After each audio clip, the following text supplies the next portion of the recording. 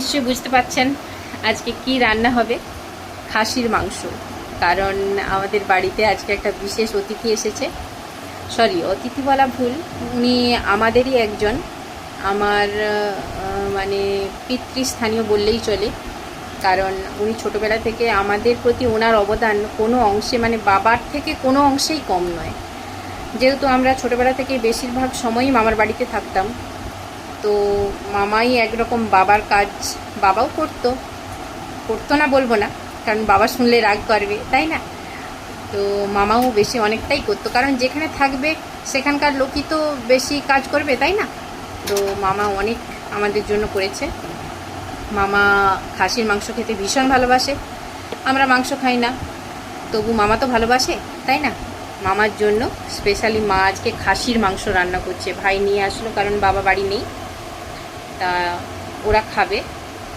পাতি নেবু মা বেশি করে দিচ্ছে, কারণ খাসির মাংসের মধ্যে একটা গন্ধ থাকে না, ওই গন্ধটা চলে যাবে যদি মানে পাতি নেবুটা একটু বেশি করে দেন। সেহেতু মা পাতি নেবু দিয়ে আর মাংসের সমস্ত মশলা যেগুলো ইউজ করবে, পেঁয়াজ, লঙ্কা আর আদা, রসুন আর সর্ষের তেল, ওটা দিয়ে কিছু সময় রেস্টে রাখলো ঢাকা দিয়ে। তারপর তেলের মধ্যে আলুটা কষে নিল। আলুটা একটু বড় বড় করে কেটেছে, এটা একটু কষে নিল। তারপর পেঁয়াজ দেওয়ার আগে দেখবেন মানে চিনি দিল, কারণ চিনি দিলে দেখবেন মানে মাংসের কালারটা খুব সুন্দর আসে আর টেস্টও মানে দ্বিগুণ হয়ে যায়। যে কোনো তরকারিতে একটু চিনি দেবেন, মানে তা বলে সব তরকারি নয়, ভেবে চিনিটা একটু দিতে হবে। সে যাই হোক, মাংসের তরকারির মধ্যে দেওয়া যায় চিনি দিলে তবে তার স্বাদ দ্বিগুণ হয়ে যায়। তাই মা চিনি দিল। চিনি দেওয়ার পর চিনিটা লাল লাল হয়ে ফুলে উঠতেই তারপর পেঁয়াজ আর টমেটো দিয়ে দিল।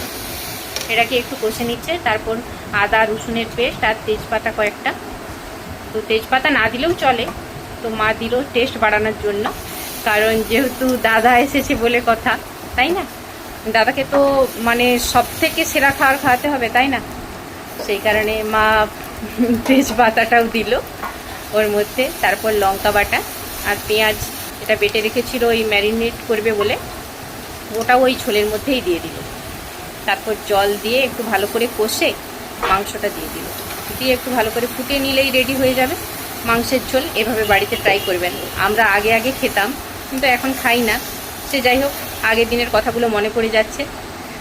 আর বাড়িতে এভাবে ট্রাই করবেন, ভালো লাগবে। আর আপনাদের বাড়িতে কিভাবে খাসির মাংস রান্না হয় সেটাও কিন্তু কমেন্টে লিখতে ভুলবেন না। সকলে ভালো থাকবেন, সুস্থ থাকবেন আর জল বেশি পরিমাণ খাবেন।